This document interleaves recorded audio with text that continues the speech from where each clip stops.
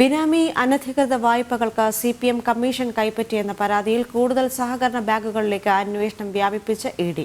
കരുവന്നൂരിലേതുപോലെ party ഭരണസമിതിയുള്ള മറ്റു പല സഹകരണ ബാങ്കുകളിലും അനധികൃത വായ്പകൾ തരപ്പെടുത്തി നൽകി കോടികൾ സംഭാവനയായി കൈപ്പറ്റിയെന്ന പരാതികളിലാണ് അന്വേഷണം. കരുവന്നൂരിന് പുറമെ മറ്റ് 12 സഹകരണ ബാങ്കുകൾ കൂടി നിയമലംഘകരായുണ്ടെന്ന് ഇഡി കണ്ടെത്തിയിരുന്നു. ഇതിനു പുറമെ 8 ബാങ്കുകൾ അന്വേഷണം നേരിടുന്നുമുണ്ട്. കരുവന്നൂർ സഹകരണ ബാങ്ക് തട്ടിപ്പ് കേസിൽ സിപിഎമ്മിന്റെ 63.62 ലക്ഷം രൂപയുടെ സ്വത്തുവകകൾ കണ്ടുകിട്ടിയതിന് പിന്നാലെയാണ് പുറത്തുവന്ന മറ്റ് സഹകരണ ബാങ്ക് തട്ടിപ്പുകളിൽ പാർട്ടിയുടെ പങ്കാളിത്തം കണ്ടെത്താനുള്ള വിശദമായ അന്വേഷണത്തിലേക്ക് ഇഡി കടന്നത്. കരുവന്നൂർ കള്ളപ്പണ കേസിൽ സിപിഎമ്മിന് ലഭിച്ചത് അനധികൃത ലോണുകൾക്കായി നേതാക്കൾ ഇടപെട്ടതിന്റെ കമ്മീഷനാണെന്ന് ഇഡി കണ്ടെത്തിയിരുന്നു.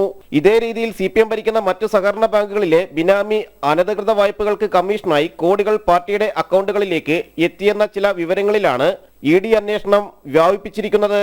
കരുവന്നൂർ സഹകരണ ബാങ്കിലേതുപോലെ വായ്പാ തട്ടിപ്പുകൾ നടന്ന 12 സഹകരണ ബാങ്കുകളുടെ കൂടി വിവരങ്ങൾ നേരത്തെ ഇഡി ഹൈക്കോടതിക്ക് നൽകിയിരുന്നു.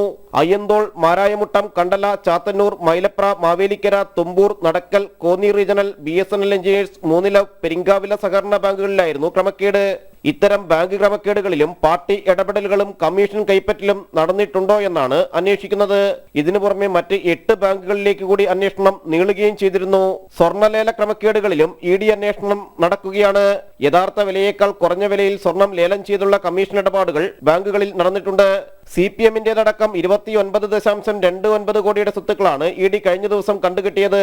ഇതോടെ കേസിൽ ആകെ കണ്ടുകിട്ടിയ സ്വത്തുവകകളുടെ മൂല്യം 117.78 കോടിയായി ഉയർന്നു.